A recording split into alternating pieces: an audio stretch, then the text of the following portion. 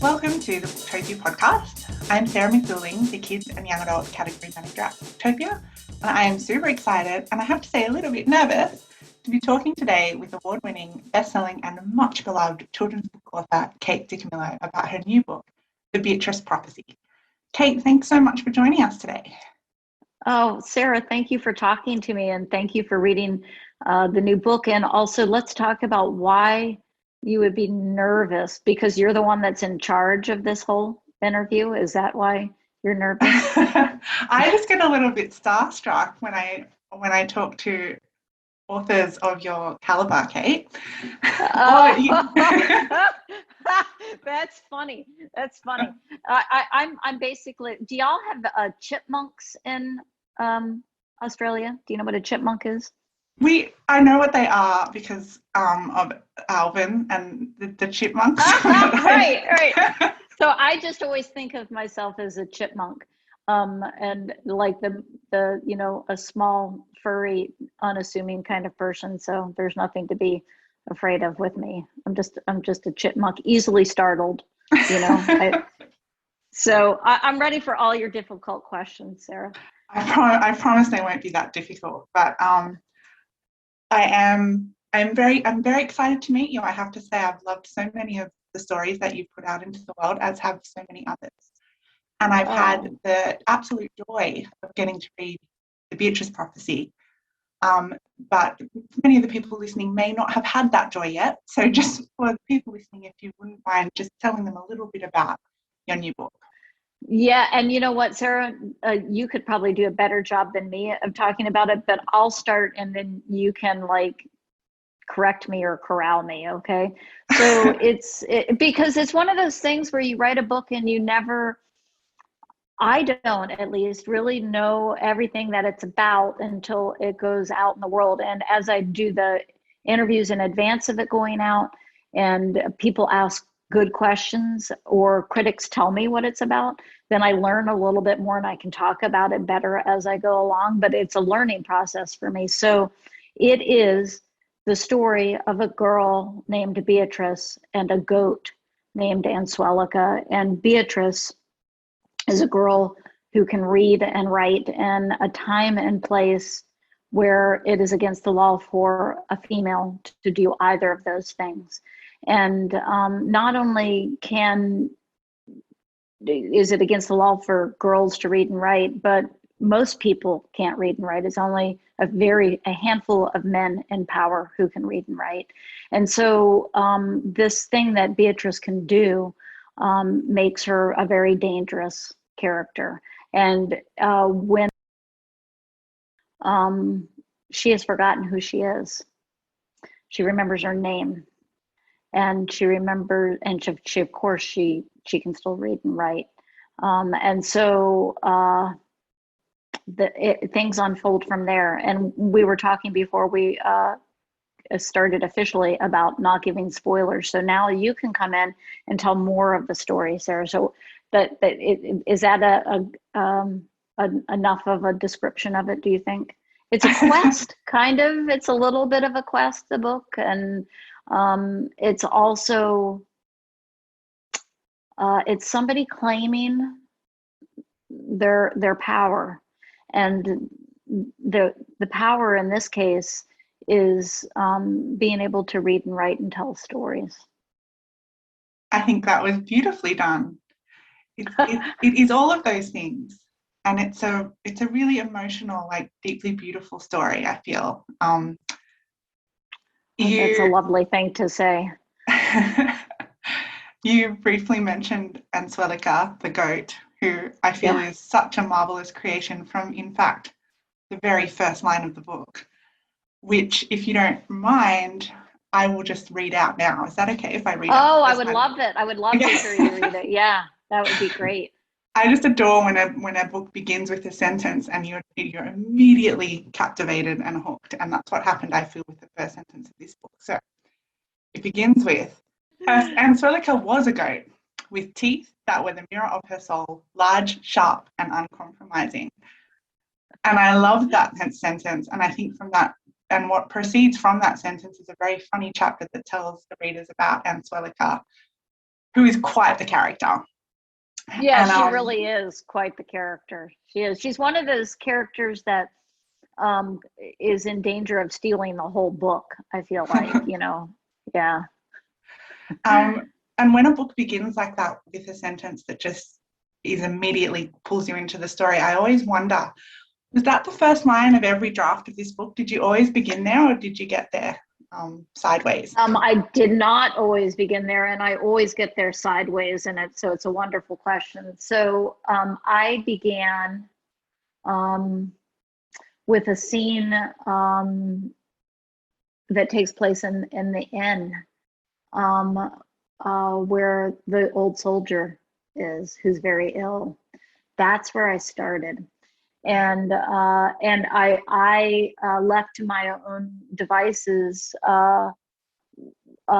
kept on starting there. In multiple drafts, because I write in a way where I just do, a really lousy draft and then a somewhat less lousy draft. I usually it's 4 or 5 drafts before it is comprehensible. And I think before it got to my editor, I could already hear her voice in my head about, nope, where we need to lop that off and start here. And so I think I did it before it got to her, but I can't be certain about that. But it's a wonderful question, and no one has asked me that question yet. And it's because it seems like when I say, oh, this is a character that's in danger of taking over the whole book, that I had her front and center to begin with, and I didn't. She's one of those wonderful characters that shows up unexpectedly. With a pretty formidable willpower. Yeah. Answelic is going to do what Answelic is going to do. Right. I also really liked, the book is full of great characters, but we should talk about Beatrice just a little bit. You've outlined that this book is a lot about her kind of claiming her power and regaining herself. And yes, yeah. And it's also a book that's it's a lot about love and friendship and imagination and the importance of stories. Yes. So what would you say, where did that first spark of inspiration for Beatrice come from? That's the first part of the question. And as a subset of that question, what do you hope young readers learn from Beatrice? It's always so hard for me to trace back where a story began. And this is, I've gone back through all my old, because this story has been around for a while. I started it in the summer of 2009, after my mother died. And I got about 40 pages in, and then I did a second draft of those 40 pages, and then I forgot about it. And to say that I forgot about it is an understatement. There's a scene in the book where, if you remember, Beatrice dreams of that seahorse falling through the air, and every once in a while I would remember that scene and think, I wonder what book that's from. But I didn't remember the story. I didn't think about the story. And it wasn't until 2017, when I was cleaning out a closet in my office. It was just filled with paper, and the last pile of paper, this manuscript was in, these 40 pages. And it had been long enough, 8 years since I'd seen it, that I was able to judge it as not something that I had done, but I could see that it was something that was worth working on. I don't know where it all started, because I can find my notebooks from that time, and I don't know where the original part of the story started from. But now I'm putting it all together after the fact, and that my mother died in January of that year, and that I started on this story in June of that year. And I can trace all of those feelings back to, I'm a kid I am a kid. I was a kid who I had a mother who read to me, and a brother who read to me, but I was desperate to learn to read myself. I just felt certain that whatever was in there was something that I needed in books. And I didn't get to learn how to read until first grade. That's when we were taught. And I struggled with learning how to read. We were taught with phonics at that point in time. It made zero sense to me. And I reached this level of hysteria in first grade, coming home and weeping to my mother that this thing that I had dreamed of and knew that I needed, reading, was right there. And yet it was receding from my grasp. I did not understand phonics. It made, I just couldn't do it. And my mother told me to calm down. She said, for the love of Pete, calm down. You're smart. She said that. We'll figure a way to work around it. And what she did was she made me flashcards and she knew I was good at memorizing things. So we worked through hundreds of flashcards every day after school, and I just memorized the words, and that's how I learned to read.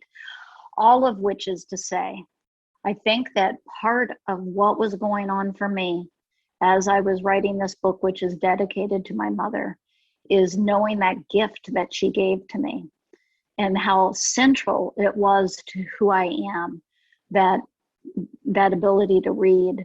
And I think that this book is me exploring that without me being aware of it. Does that make sense? Wow, yes, and that's a really beautiful story. It's a very poignant story. I've got a little bit of a lump in my throat now. It's funny because I tear up when I tell it, because I was always aware of my mom. She took care of me as a reader, and that she was always getting me books that she knew that I would like. And she paid a lot of attention to me as a reader, but it's not that I forgot the struggling to learn to read, but it wasn't forefront. I wish that I had been able to thank her, to have it right there in the front. It was like, because it was such a gift that she gave me, not only the words that I needed, but telling me that there was a way around it. We'll figure out a way to work around it. And that I was smart enough to be able to do it. So This is her book. Yeah. That adds a whole new emotional layer to my memory of the story now, particularly in the parts about Beatrice's mother, Aslan. Yes. Yeah. And in the way she teaches her friend, Jack Dory, to read, and what a gift that is for him, and what a powerful effect that has on his life. Right. And that's one of my favorite parts of the book. And this is that thing where until I went back and started to excavate, okay, what was at work for me here? I didn't realize why there's that, moment where Jack Dory's, when she is teaching Jack Dory how to read, because Jack Dory doesn't know how to read, and Beatrice is appalled. It's like, you're older than my brothers. You should know how to read. And there's this moment when he watched the letters appear one by one beneath her hand, and he felt as if each letter were a door pushed open inside of him, a door that led to a lighted room. And that feeling, that door that leads to a lighted room, that was what my mom gave to me with those words that she held up, Oh, and that really speaks to the heart of this story. It's created a world where people don't really have the concept of a make-believe story. People write things down that are true, or that they call for monks when they have something that they want written down, and writing seems to be a way of recording life. But you don't see, it's like the concept of making pretend stories just isn't really prevalent in this world that you've created. And it's really powerful seeing a little girl bring that idea to the world, like that, the very simplistic idea that we can understand the world better through stories runs right through the book. And I've kind of lost. And this is one of those things, Sarah, where that's not something that I have seen clearly until you just said it. Wow. And that's a brilliant insight. And now I will steal it from you and and be able to use it in the next talk. But it's all making me think of something.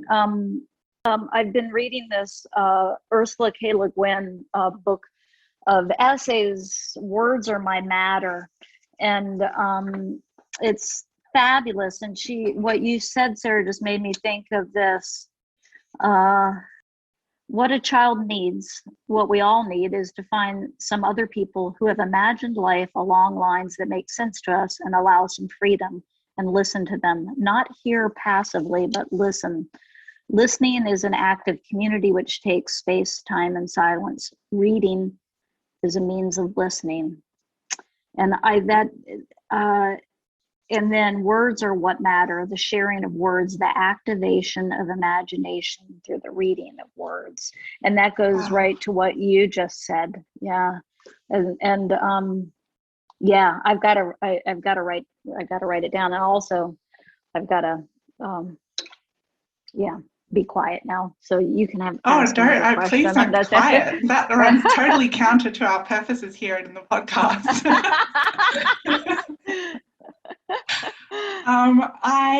I've got so many questions, but I think I'll veer to this one now, which is that the book has these gorgeous illustrations in it that really give it that feeling of a medieval illuminated manuscript.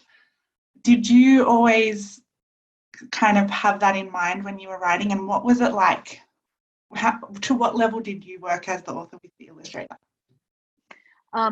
Yes, Sophie Blackall, who is an absolute genius, does these illustrations. And I, in my head, what she has done is exactly what I would have hoped for. But as you know, maybe a lot of people don't know this outside of the industry, but it's just like, I don't control a lot of that. It's like, I asked for Sophie Blackall, and it happened, which seemed miraculous to me. And then Sophie and I have known each other to say hello at conferences and stuff. And at one point we had each other's email address. And so we're supposed to deal with, we don't deal with each other directly as she's doing the art. We talk to the editor and the design people respectively. But a couple times we would talk outside of school, as it were. And because what she sent in, it just, and this was, her art was coming in as the pandemic was starting. So it became even more, of a gift for me, because it's black and white illustrations and it radiates light, it's incredible artwork. And this is one of those cases where what I saw is what she made. And that's not always the case. A lot of times it's a different vision. But this is, and she said to me at one point, I feel kind of like, when I'm making this art, that it's something that I'm remembering. And that's the same way it was for me when I was writing the book. So we had a very similar experience. And that it was just, trying to recall something that we already knew, Wow. It's fascinating to hear you say that, because one of the things I said about this, I was talking to a friend after reading the book, who I knew would enjoy the book, saying, I'm going to have to get this book to you. And one of the things I said about it was, it feels like something that I read as a child that I'm rereading now as an adult, even though I know it's a brand new book. So what a beautiful compliment. That's great, because that's the way it felt to both of us. And that's the most beautiful compliment. Thank you. Yeah. It's an incredibly special book. Another thing I wanted to ask was that, kind of running through the book, is the question of who should have power, or who should lead. You have people who aren't given power, in that they're not permitted to learn to read. You have a ruler who perhaps shouldn't be a ruler. You have someone who walked away from power. you know, and then things happen at the end that we won't discuss because spoilers. But the question just sort of seems to be asked again and again through the book, like, who should rule and what are the qualities that are needed in a leader? And so I wanted to ask you, you know, what do you feel is the most important quality to have in a leader? I'm just, again, gobstopped thinking, wow, I guess that is in there. And that's something that, again, is behind my own back. And what springs to mind when you say it is something that this isn't giving anything away, but there's a character named Canuck who was once king and walked away from being king. And literally walks away. And he says at a certain point in the book, and you probably would be more familiar with where in the book it is than I am at this point, but that he wants to laugh. He wants to grow his beard, and he wants to see every person, every face that appears before him. He wants to see it well and truly.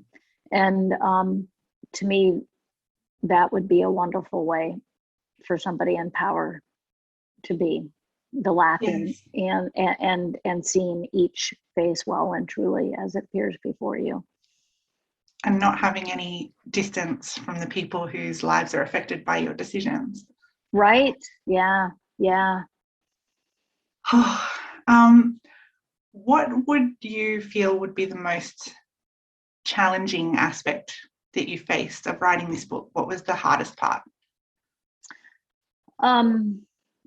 This is something that I can answer relatively well because of the notebooks, because I keep notebooks as I work, and also just kind of like a journal that I do in the morning.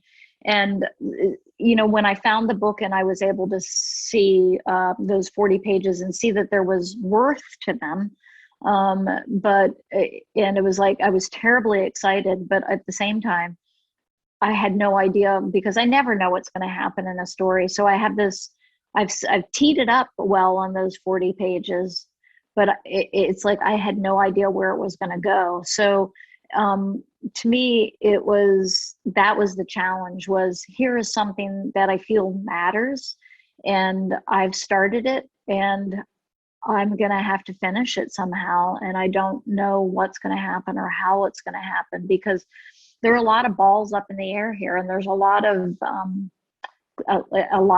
thematic stuff clearly that I'm not even aware of, but even just all the characters that, and so it was a terrifying, deeply moving, wonderful experience to write the rest of it. But the challenge was knowing that I had no choice. I had to do it. It already existed. I had to bring it the rest of the way, you know. And so we talked about the hard part. Now we get to talk about the fun part. What was the most fun that you had while you were creating this book? Well, that can be answered in one word: the goat, or that's two words: goat. Because, and this is again back to a lot of the themes that we've touched on. There's a lot going on here that's heavy, and to have her consistently being herself, and that self provides comedic relief. And she was just a delight. Although I also love Brother Edek, and how he sees beauty everywhere. And life has been hard for him, but yet he can't help it. He keeps on seeing beauty, and that was endlessly moving to me, to be in his presence, you know. He's a wonderful character, and yeah, I love him. Yeah, through him, perhaps more than anyone, you get that, you really feel that sense of yearning of what a world without like stories would be like, because he's someone who's wondered and yearned and sort of moved instinctively towards wanting those stories in a world without them. That's not a question. That's just me saying something that I really like. And I love that. I just, this whole thing with World Without Stories is just, it's a brilliant insight. I can't get over it. So thank you. Like I said, I'll try to credit you as much as I can, but it's all there in this lovely book that you've written. You've moving like a little bit away from Beatrice and just talking generally. You've had a lot of your stories adapted as movies. Most recently, Flora and Ulysses. What is that experience like for you as an author, seeing these worlds and characters that you've created sort of reinterpreted on the screen? It's really moving, and also it's sometimes people will say, oh, because there's always that thing of, but it's different than the book, and aren't you disappointed? And it's like, no, because this is the thing about telling a story, that from the moment that you put the first, it's like Ann Patchett says, you put the first word of your beautiful idea down on paper, you've compromised your vision, right?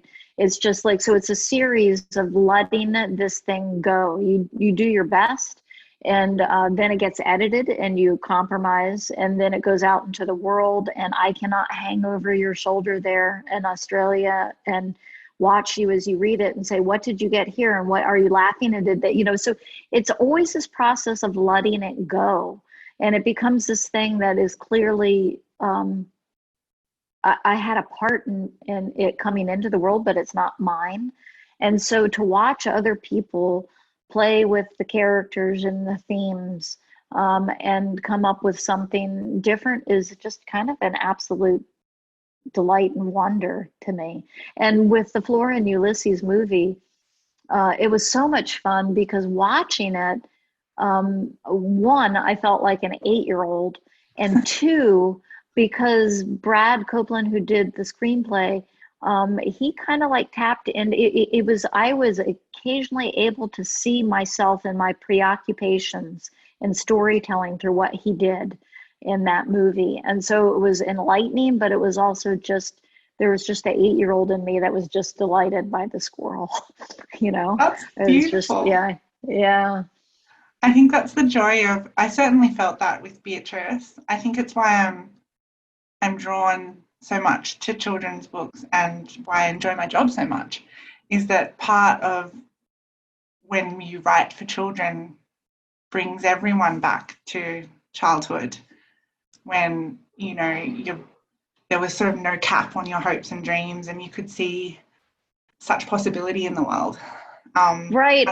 And people forget that. I remember when I worked in a used bookstore, and sometimes an adult would come in and describe some book they remembered from when they were a kid. And it's like, oh yeah, I know that. And then, you go through the process of trying to find it for them. You put that in their hands, and you've probably seen this as a bookseller. And it's almost like it knocks them off their feet. Those books that we read as a kid are so powerful, and they shape how we see the world, right? And it also makes me think of this one time at some event, some little boy raised his hand. He was like maybe 9 or 10, and he said, you put all these big philosophical questions in these books for kids. Why do you do that? And I said, because kids are the ones that are willing to ask those questions.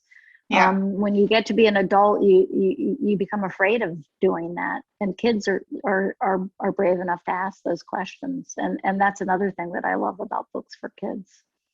I enjoy talking to you so much.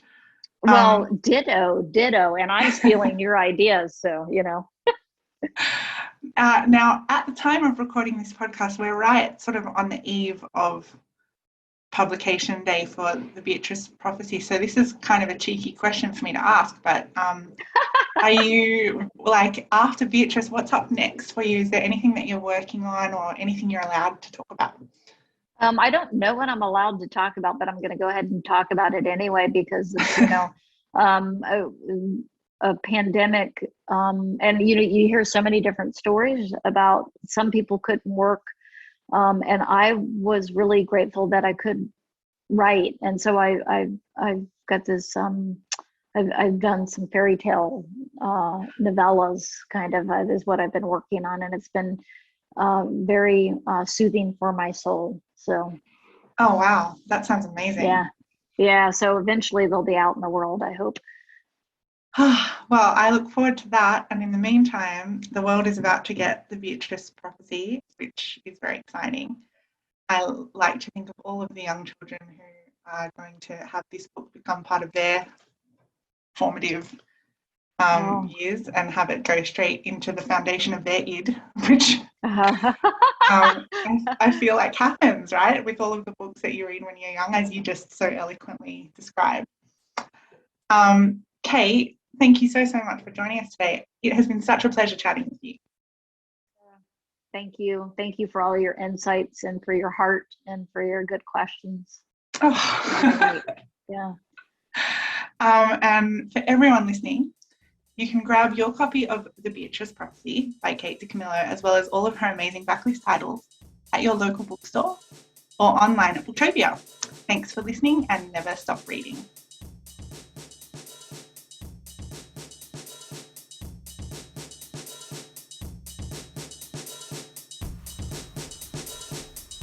Thank you for listening to the Booktopia podcast channel. Don't forget, you can subscribe to us on SoundCloud and iTunes for free and get access to hundreds of author discussions, book analysis pieces, and more. Or, if your eyes need a workout, head to Booktopia TV on YouTube. Don't forget, for all books featured in this podcast and for access to a whole bunch of other fun content on our blog, head to Booktopia, Australia's local bookstore, at booktopia.com.au.